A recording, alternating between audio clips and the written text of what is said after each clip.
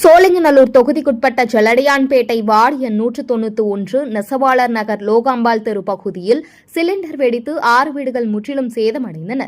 அன்று இரவே அதிமுக பள்ளிக்கரணை பகுதி கழக செயலாளர் 191வது வார்டு மாமன்ற உறுப்பினர் ஜெயலட்சுமி, வட்டக்கழக செயலாளர்கள் ராமசேகர், கேபிள்குமார் மற்றும் நிர்வாகிகள் அந்த இடத்திற்கு சென்று அங்குள்ள பாதிக்கப்பட்ட மக்களுக்கு ஆறுதல் கூறினர்.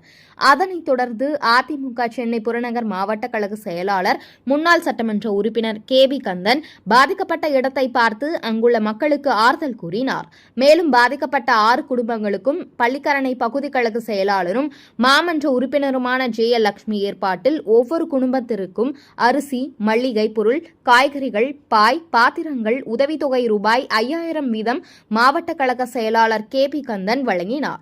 இதில் சோழிங்கநல்லூர் தெற்கு பகுதி கழக செயலாளர் V குமார், மாமன்ற உறுப்பினர் சிவபிரகாசம், வட்டக்கழக செயலாளர்கள் கேபிள்குமார், மாறன், பிராமிஸ் அம்பேத்கர், டில்லி பாபு, மாவட்ட அம்மா பேரவை தலைவர் MK ரமேஷ், பகுதி அம்மா பேரவை இணை செயலாளர் ஜெயபிரகாஷ் மற்றும் வட்டத்துக்குட்பட்ட நிர்வாகிகள், மகளிர் அணியினர் அனைவரும் கலந்து கொண்டனர்.